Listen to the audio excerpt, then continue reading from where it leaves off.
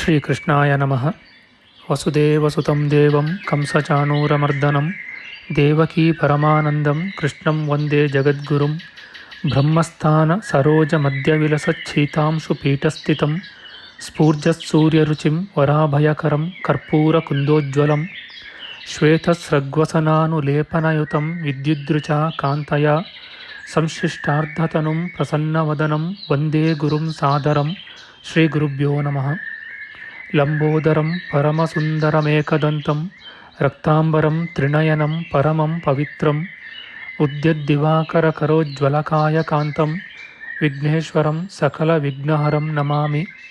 ತ್ವಾಂ ದೇವ ವಿಘ್ನಧಲನೇತಿ ಚ ಸುಂದರೇತಿ ಭಕ್ತಿಪ್ರಿಯೇತಿ ಸುಖದೇತಿ ಫಲಪ್ರದೇತಿ ವಿದ್ಯಾಪ್ರದೇತ್ಯಗಹರೇತಿ ಚ ಯೇ ಸ್ತುವಂತಿ ತೇಭ್ಯೋ ಗಣೇಶವರದೋ ಭವನಿತ್ಯಮೇವ. ಶ್ರೀಮಹಾಗಣಪತಯೇ ನಮಃ.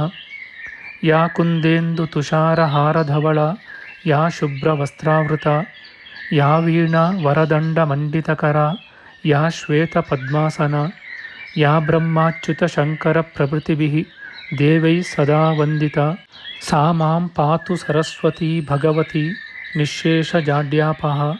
ಶ್ರೀ ಸರಸ್ವತ್ಯೇ ನಮಃ. ವೇದಾರ್ಥತತ್ವವಿಶದೀಕರಣೇನ ಪುಂಸಾಂ ಉಚ್ಚೈರ್ಗತಿಂ ಜಗತಿ ಯೋ ದಯಯಾ ವಿಧಾತುಂ ರಮ್ಯಾಂ ಪುರಾಣಪದವೀಂ ಪ್ರಣಿನಾಯ ತಸ್ಮೈ ಲೋಕೇಶವೈಭವಪುಷೇ ಋಷಯೇ ನಮಸ್ತಾತ್. ತಸ್ಮೈ ವ್ಯಾಸಾಯ ಮುನಯೇ ಸರ್ವಜ್ಞಾಯ ಮಹರ್ಷಯೇ ಪಾರಾಶರ್ಯಾಯ ಶಾಂತಾಯ ನಮೋ ನಾರಾಯಣಾತ್ಮನೇ. ಶ್ರೀವ್ಯಾಸಾಯ ನಮಃ. ನಾರಾಯಣಂ ನಮಸ್ಕೃತ್ಯ ನರಂ ಚೈವ ನರೋತ್ತಮಂ ದೇವೀಂ ಸರಸ್ವತೀಂ ವ್ಯಾಸಂ ತತೋ ಜಯಮುದೀರಯೇತ್. ಕನಕರುಚಿದುಕೂಲಃ ಕುಂಡಲೋಲ್ಲಾಸಿಗಲ್ಲಃ ಶಮಿತಭುವನಭಾರಃ ಕೋಪಿ ಲೀಲಾವತಾರಃ ತ್ರಿಭುವನಸುಖಕಾರಿ ಶೇಷಶಾಯೀ ಮುಕುಂದೋ ಪರಿಕಲಿತರಮಾಂಗೋ ಮಂಗಲಂ ನಸ್ತನೋತು. ನಮಾಮಿ ಗೋವಿಂದಪದಾರವಿಂದಂ ಸದೇಂದಿರಾನಂದನಮುತ್ತಮಾಡ್ಯಂ ಜಗಜ್ಜನಾನಾಂ ಹೃದಿ ಸನ್ನಿವಿಷ್ಟಂ ಮಹಾಜನೈಕಾಯನಮುತ್ತಮೋತ್ತಮಂ. ನಮಸ್ತೆ ಚಕ್ರಹಸ್ತಾಯ ಶಾಂಗಹಸ್ತಾಯ ತೇ ನಮಃ. ನಂದಹಸ್ತಾಯ ತೇ ವಿಷ್ಣೋ ಶಂಖಹಸ್ತಾಯ ತೇ ನಮಃ. ಓಂ ನಮೋ ವಾಸುದೇವಾಯ ನಮಃ ಸಂಕರ್ಷಣಾಯ ಚ ಪ್ರದ್ಯುಮ್ನಾಯ ನಮಸ್ತುಭ್ಯಂ ಅನಿರುದ್ಧಾಯ ತೇ ನಮಃ. ದಂಷ್ಟ್ರಾಗ್ರೇಣೋ ಧೃತಾ ಗೌರು ದಧಿಪರಿವೃತಾ ಪರ್ವತೈರ್ನಿಮ್ನಗಾಭಿಃ ಸಾಕಂ ಮೃತ್ಪಿಂಡವದ್ಬೃಹದುರ್ವಪುಷಾನಂತರೂಪೇಣ ಯೇನ ಸೋಯಂ ಕಂಸಾಸುರಾರಿರ್ಮುರನರಕದಶಾಸ್ಯಾಂತಕೃತ್ಸರ್ವಸಂಸ್ಥಃ ಕೃಷ್ಣೋ ವಿಷ್ಣುಃಸುರೇಶೋ ನುದತು ಮಮ ರಿಪೂನ್ ಆದಿದೇವೋ ವರಾಹಃ. ನಮಸ್ತಸ್ಮೈ ವರಾಹಾಯ ಲೀಲಯೋದ್ಧರತೆ ಮಹೀಂ ಖುರಮಧ್ಯಗತೋ ಯಸ್ಯ ಮೇರುಖಣಖಣಾಯತೆ. ಶ್ರೀ ವರಾಹಮೂರ್ತಯೇ ನಮಃ. ಪ್ರಿಯ ಬಾಂಧವರೇ, ನಮ್ಮ ಈ ಶ್ರೀ ಲಾಲೀಕೃಷ್ಣ ಚಾನಲ್ಗೆ ಸ್ವಾಗತ. ಇಂದಿನ ವಿಡಿಯೋದಲ್ಲಿ ನಾವು ಶ್ರೀ ವರಾಹ ಮಹಾಪುರಾಣದ 145ನೆಯ ಅಧ್ಯಾಯದ ಪೂರ್ವಾಂಶದ ವಿಚಾರ ಮಾಡೋಣ. ಈ ಅಧ್ಯಾಯದಲ್ಲಿ ಸಾಲಗ್ರಾಮ ಕ್ಷೇತ್ರ ಮಹಿಮೆ, ಸಾಲಂಕಾಯನ ಮುನಿಯ ತಪಸ್ಸು, ವರಪ್ರಾಪ್ತಿ, ನಂದಿಕೇಶ್ವರನು ಆತನಿಗೆ ಪುತ್ರನಾದುದು, ಸಾಲಗ್ರಾಮ ಕ್ಷೇತ್ರವೆಂಬ ಹೆಸರಿಗೆ ಕಾರಣ, ಸಾಲಗ್ರಾಮ ಕ್ಷೇತ್ರದ ಬಿಲ್ವಪ್ರಭ, ಚಕ್ರಸ್ವಾಮಿ, ವಿಷ್ಣುಪದ, ಕಾಳೀಹ್ರದ, ಶಂಖಪ್ರಭ, ಗದಾಕುಂಡ, ಅಗ್ನಿಪ್ರಭ, ಸರ್ವಾಯುಧ, ದೇವಪ್ರಭ, ವಿದ್ಯಾಧರ, ಪುಣ್ಯನದಿ, ಗಂಧರ್ವ, ದೇವಹ್ರದ, ದೇವನದಿ ಸಂಗಮ ತೀರ್ಥ ವಿಚಾರ, ಶ್ವೇತಗಂಗಾ ತ್ರಿಶೂಲಗಂಗಾ ತೀರ್ಥ ವಿಚಾರ, ಸಿದ್ಧಾಶ್ರಮ ಗಂಡಕಿ ತೀರ್ಥ ವಿಚಾರ ಮಾಡೋಣ. ಶ್ರೀಕೃಷ್ಣಾಯ ನಮಃ. ಭೂದೇವಿಯು ಕೇಳುತ್ತಾಳೆ, ಭಗವಂತ ದೇವದೇವೇಶ, ಸಾಲಂಕಾಯನ ಮುನಿ ಮುಕ್ತಿದಾಯಕವಾದ ಆ ನಿನ್ನ ಕ್ಷೇತ್ರದಲ್ಲಿ ತಪಸ್ಸನ್ನು ಆಚರಿಸುತ್ತ ಮತ್ತೇನು ಮಾಡಿದನು? ಶ್ರೀ ವರಾಹಮೂರ್ತಿಯು ಹೇಳುತ್ತಾನೆ, ಉಗ್ರವ್ರತಿಯಾದ ಆ ಸಾಲಂಕಾಯನನು ನಿಯಮಾನುಸಾರವಾಗಿ ಬಹುಕಾಲ ತಪಸ್ಸನ್ನು ಮಾಡುತ್ತಾ ಏಕತ್ರ ಜ್ಞಾನದಿಂದ ಬಳಲಿದವನಾಗಿ ಒತ್ತಾಗಿಯೂ ಅಸದೃಶವಾದ ನೆಳಲುಳ್ಳುದಾಗಿಯೂ ವಿಸ್ತಾರವಾಗಿಯೂ ಹೂ ಬಿಟ್ಟಿರುವುದಾಗಿಯೂ ಮನೋಹರವಾಗಿಯೂ ಸುವಾಸನೆಯುಳ್ಳದ್ದಾಗಿಯೂ ಉತ್ತಮವಾಗಿಯೂ ದೇವತೆಗಳಿಗೂ ದುರ್ಲಭವಾದುದಾಗಿಯೂ ಅದ್ಭುತವಾಗಿಯೂ ಇರುವ ಸಾಲ ವೃಕ್ಷವೊಂದನ್ನು ಕಂಡು ಅತಿ ಶುಭ ದರ್ಶನವುಳ್ಳ ಅದನ್ನು ಮತ್ತೆ ಮತ್ತೆ ನೋಡಿದನು. ಆ ಮಹಾ ಸಾಲ ವೃಕ್ಷವನ್ನು ನೋಡಿಯೂ ಆಯಾಸಗೊಂಡ ಆ ಮಹರ್ಷಿಯು ಬಳಿಕ ನನ್ನನ್ನು ನೋಡಲು ಇಚ್ಛೆಯುಳ್ಳವನಾಗಿ ಅಲ್ಲಿ ವಿಶ್ರಾಂತಿಗೊಂಡನು. ಆ ಸಾಲವೃಕ್ಷದ ಪೂರ್ವಭಾಗದಲ್ಲಿ ಪಶ್ಚಿಮಾಭಿಮುಖವಾಗಿ ನಿಂತಿದ್ದ ಆ ಮುನಿಯು ನನ್ನ ಮಾಯೆಯಿಂದ ಮೂಢಾತ್ಮನಾದುದರಿಂದ ಒಡನೆಯೇ ನನ್ನನ್ನು ನೋಡಲು ಶಕ್ತನಾಗಲಿಲ್ಲ. ಸುಂದರಿ, ಬಳಿಕ ವೈಶಾಖ ಮಾಸದ ದ್ವಾದಶಿಯ ದಿನ ಆ ಸಾಲವೃಕ್ಷದ ಪೂರ್ವಭಾಗದಲ್ಲಿ ಅವನು ನನ್ನ ದರ್ಶನವನ್ನು ಪಡೆದನು. ಉಗ್ರವತಿಯೂ ತಪಸ್ವಿಯೂ ಆದ ಆ ಮುನಿಯು ಅಲ್ಲಿ ನನ್ನನ್ನು ಕಂಡು ಮತ್ತೆ ಮತ್ತೆ ಹಲವು ಬಾರಿ ಪ್ರಣಾಮ ಮಾಡಿ ವೇದದ ಸೂಕ್ತಗಳಿಂದ ಸ್ತೋತ್ರ ಮಾಡಿದನು. ತಪಸ್ವಿಯಾದ ಆತನು ಅಲ್ಲಿ ನನ್ನನ್ನು ಸ್ತುತಿಸುತ್ತಾ ನನ್ನ ತೇಜಸ್ಸಿನಿಂದ ಕಣ್ಣನ್ನು ಮುಚ್ಚಿ ಮತ್ತೆ ಮೆಲ್ಲಗೆ ಕಣ್ಣನ್ನು ಬಿಟ್ಟು ನೋಡುವಷ್ಟರಲ್ಲಿ ನಾನು ಆ ಮರದ ದಕ್ಷಿಣ ಪಾರ್ಶ್ವಕ್ಕೆ ಹೋಗಿದ್ದೆನು.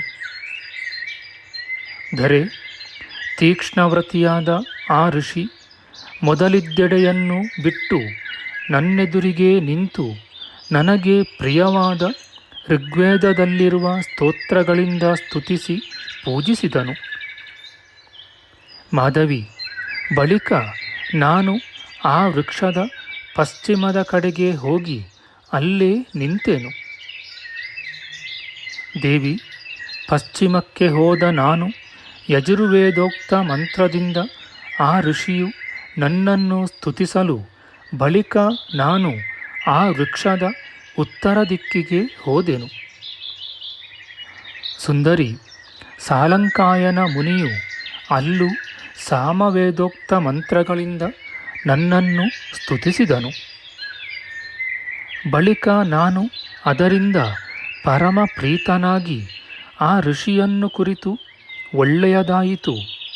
ಅತಿ ಪುಣ್ಯಶಾಲಿಯಾದ ಬ್ರಾಹ್ಮಣ, ಸತ್ಪುರುಷೋತ್ತಮನಾದ ಸಾಲಂಕಾಯನ, ಈ ನಿನ್ನ ತಪಸ್ಸಿನಿಂದಲೂ ಸ್ತುತಿಯಿಂದಲೂ ಸಂತುಷ್ಟನಾಗಿದ್ದೇನೆ. ನೀನು ತಪಸ್ಸಿನ ಸಿದ್ಧಿಯನ್ನು ಪಡೆದಿದ್ದೀಯೆ. ವರವನ್ನು ಬೇಡು, ನಿನಗೆ ಮಂಗಳವಾಗಲಿ ಎಂದು ಹೇಳಿದೆನು. ನನ್ನಿಂದ ಹಾಗೆ ಹೇಳಿಸಿಕೊಂಡ ಆ ಸಾಲಂಕಾಯನ ಮುನಿ ಆ ಸಾಲ ವೃಕ್ಷವನ್ನೇ ಆಶ್ರಯಿಸಿ ಪೂರ್ಣ ಮನಸ್ಸಿನಿಂದ, ಹರಿ, ನಿನ್ನ ಸಂತೋಷಕ್ಕಾಗಿಯೇ ನಾನು ತಪಸ್ಸನ್ನು ಮಾಡಿದೆನು.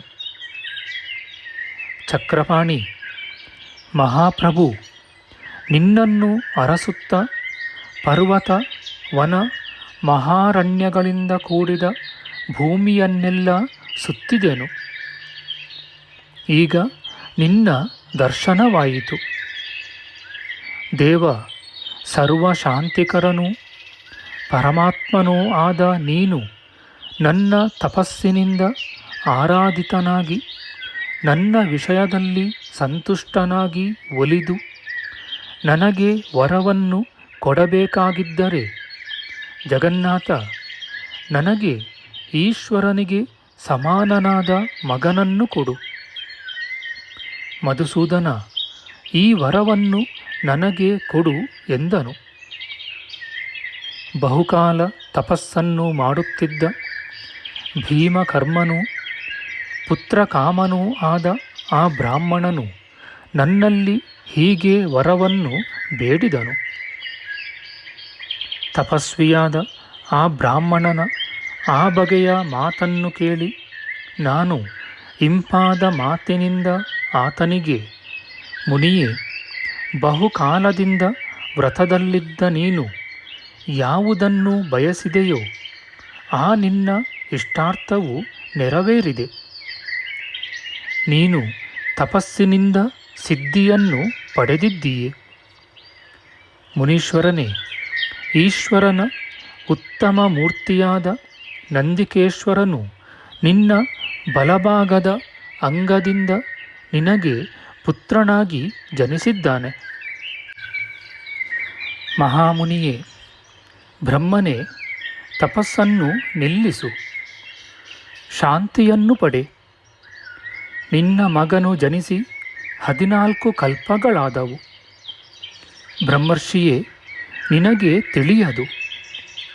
ಮಾಯಾಯೋಗ ಬಲದಿಂದ ಕೂಡಿ ನಿನಗೆ ಮಗನಾಗಿ ಜನಿಸಿದ ಆ ನಂದಿಕೇಶ್ವರನು ಆಮುಷ್ಯಾಯಣನೆಂಬ ನಿನ್ನ ಶಿಷ್ಯನನ್ನು ಮುಂದೆ ಬಿಟ್ಟುಕೊಂಡು ಗೋವುಗಳ ಮಂದೆಯನ್ನು ಮಧುರೆಯಿಂದ ಇಲ್ಲಿಗೆ ತಂದು ಶೂಲಪಾಣಿಯಾಗಿ ಆ ಗೋವುಗಳ ಸಮೀಪದಲ್ಲಿದ್ದಾನೆ. ತಪೋನಿಧಿ, ಮಹಾಭಾಗ್ಯನೇ, ನನ್ನ ಕ್ಷೇತ್ರವಾದ ನಿನ್ನ ಆಶ್ರಮದಲ್ಲಿ ನಿನ್ನ ಪುತ್ರನೊಡನೆ ಪರಮ ಸಂತೋಷದಿಂದ ಇದ್ದು ನನಗೆ ಸಮಾನನಾಗು. ಸಾಲಂಕಾಯನ, ನಿನ್ನಲ್ಲಿ ಪ್ರೀತಿಯಿಂದ ಬೇರೊಂದು ರಹಸ್ಯವನ್ನು ಹೇಳುತ್ತೇನೆ, ಅದನ್ನು ಕೇಳು. ಮುನಿಯೇ, ಶುಭವಾದ ಈ ಉತ್ತಮ ಕ್ಷೇತ್ರವು ಸಾಲಗ್ರಾಮವೆಂದು ಏಕೆ ಪ್ರಸಿದ್ಧವಾಯಿತೋ ಅದನ್ನು ತಿಳಿದುಕೋ. ನೀನು ನೋಡಿದ ಆ ಮರವು ನಾನೇ, ಸಂಶಯವಿಲ್ಲ.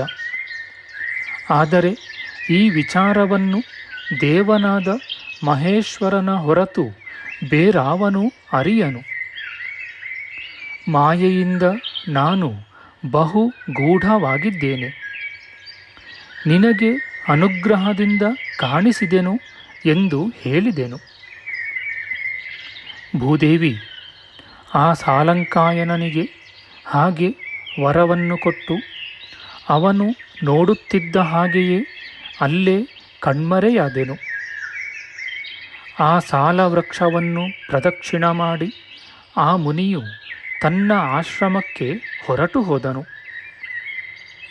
ಪರ್ವತದಲ್ಲಿ ಸಾಲಗ್ರಾಮವೆಂದು ಪ್ರಸಿದ್ಧವಾಗಿ ಭಕ್ತ ಸಂಸಾರ ವಿಮೋಚಕವಾಗಿರುವ ಆ ಸ್ಥಾನವು ನನಗೆ ಇಷ್ಟವಾಗಿದೆ. ಭೂಮಿ, ಮನುಷ್ಯರು ಯಾವುಗಳಿಂದ ಘೋರವಾದ ಸಂಸಾರ ಸಾಗರವನ್ನು ದಾಟುವರೋ ಅಂತಹ ನಾನು ಹೇಳುವ ಅಲ್ಲಿರುವ ರಹಸ್ಯಗಳನ್ನು ಕೇಳು. ಇಹಲೋಕದಲ್ಲಿರುವವರನ್ನು ಮುಕ್ತರನ್ನಾಗಿ ಮಾಡುವ ರಹಸ್ಯವಾದ ತೀರ್ಥಗಳಲ್ಲಿ 15 ಆ ಕ್ಷೇತ್ರದಲ್ಲಿವೆ. ಇದುವರೆಗೂ ಒಂದನ್ನೂ ಯಾರೂ ಅರಿಯರು. ನಮ್ಮ ಮುಂದಿನ ವಿಡಿಯೋದಲ್ಲಿ ನಾವು ಶ್ರೀ ವರಾಹ ಮಹಾಪುರಾಣದ 145ನೆಯ ಅಧ್ಯಾಯದ ದ್ವಿತೀಯಾಂಶದ ವಿಚಾರ ಮಾಡೋಣ. ಆಧ್ಯಾತ್ಮಿಕ ಚರ್ಚೆ ಮತ್ತು ವಿಚಾರ ವಿನಿಮಯಕ್ಕಾಗಿ ಶುರು ಮಾಡಿದ ಈ ಚಾನೆಲ್ನಲ್ಲಿ ನಾವು ಅಪ್ಲೋಡ್ ಮಾಡುವ ಎಲ್ಲ ವಿಡಿಯೋಗಳನ್ನು ಸಂಪೂರ್ಣವಾಗಿ ನೋಡಿ ನಿಮ್ಮ ಸಲಹೆಗಳನ್ನು ಕಮೆಂಟ್ ಬಾಕ್ಸ್ನಲ್ಲಿ ಬರೆಯಿರಿ. ದಯವಿಟ್ಟು ಈ ಚಾನಲ್ಗೆ ಸಬ್ಸ್ಕ್ರೈಬ್ ಮಾಡಿ ಹಾಗೂ ಬೆಲ್ ಬಟನ್ ಒತ್ತಿ ನಾವು ಹಾಕುವ ಎಲ್ಲ ವಿಡಿಯೋಗಳನ್ನು ನೋಡಿ ಪ್ರೋತ್ಸಾಹಿಸಿ. ಕೃಷ್ಣಂ ನಾರಾಯಣಂ ವಂದೇ ಕೃಷ್ಣಂ ವಂದೇ ವ್ರಜಪ್ರಿಯಂ ಕೃಷ್ಣಂ ದ್ವೈಪಾಯನಂ ವಂದೇ ಕೃಷ್ಣಂ ವಂದೇ ಪೃಥಾಸುತಂ. ಶ್ರೀಕೃಷ್ಣಾಯ ನಮಃ.